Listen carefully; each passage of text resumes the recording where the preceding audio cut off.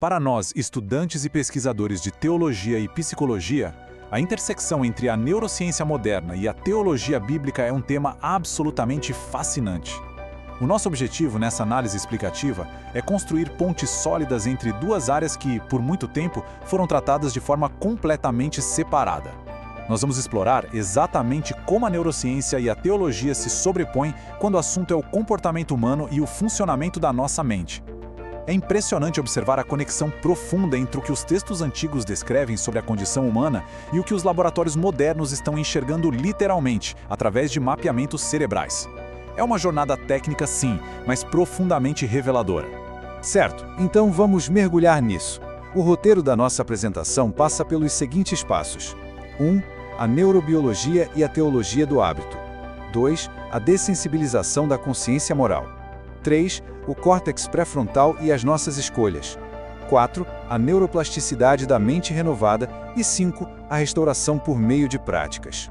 Começando pela nossa primeira sessão, neurobiologia e teologia do hábito, e como funcionam os ciclos de repetição. O conceito fundamental aqui é compreender que a falha moral, ou o pecado, raramente é apenas um ato isolado no tempo e no espaço. Na verdade, é um padrão ativo e contínuo. E isso ilustra brilhantemente como campos de estudo tão diferentes conseguem observar exatamente o mesmo fenômeno, apenas usando nomenclaturas distintas.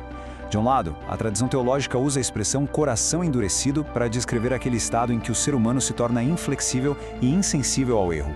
Do outro, a neurociência chama isso de reorganização cerebral. As duas disciplinas concordam num ponto central.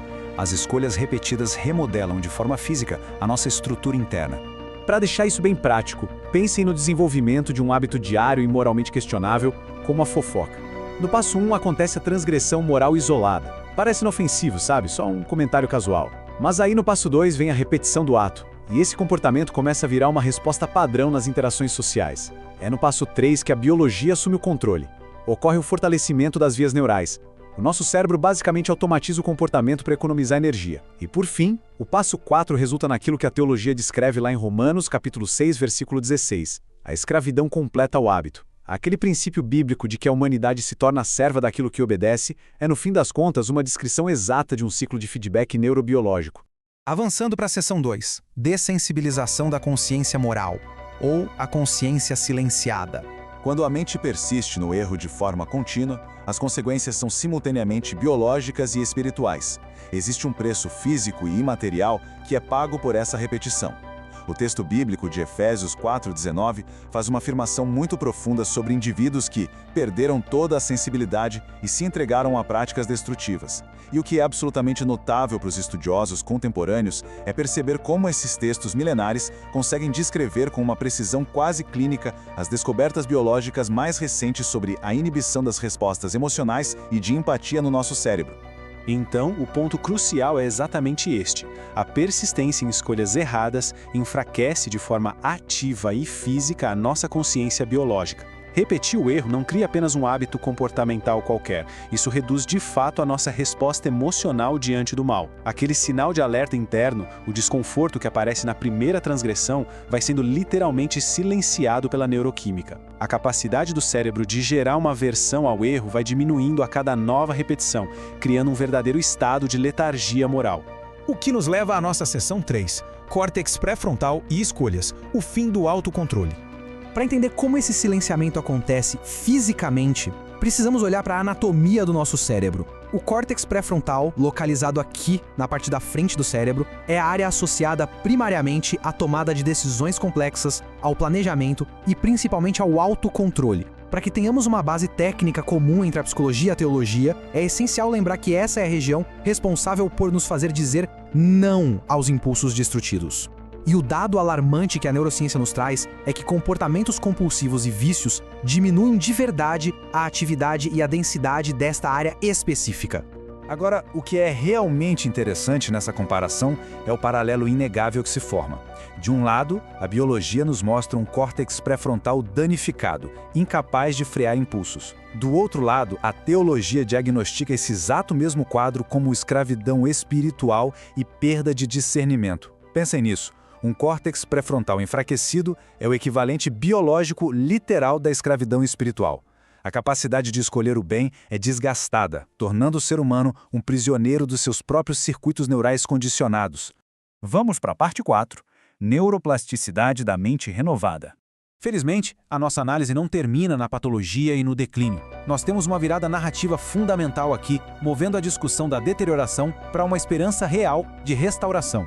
O cérebro humano possui uma característica extraordinária chamada neuroplasticidade. Trata-se da capacidade inerente de se reorganizar, de formar novas conexões neurais ao longo de toda a vida, sempre em resposta a novos aprendizados e experiências. Sob essa ótica, a graça divina não é só um conceito abstrato de perdão, mas uma força que promove transformação real e física. A neuroplasticidade funciona como a tela biológica sobre a qual ocorre a formação da mente renovada, permitindo que o Espírito Santo recrie e restaure a estrutura da mente humana. Vamos avançar e ver como isso se conecta perfeitamente com as Escrituras. Romanos 12:2 nos traz aquele famoso mandamento: "E não vos conformeis com este mundo, mas transformai-vos pela renovação da vossa mente." A conexão aqui é direta. Essa renovação da mente, exigida pela teologia bíblica, é executada na prática por meio de novos padrões de pensamento. E esses novos pensamentos, por sua vez, criam novas trilhas físicas através da neuroplasticidade. É a instrução milenar sendo validada pelo microscópio moderno. Chegamos à quinta e última grande seção desta análise: restauração por meio de práticas. Passos para a cura. Quais são os passos práticos exigidos para essa cura neurológica e espiritual?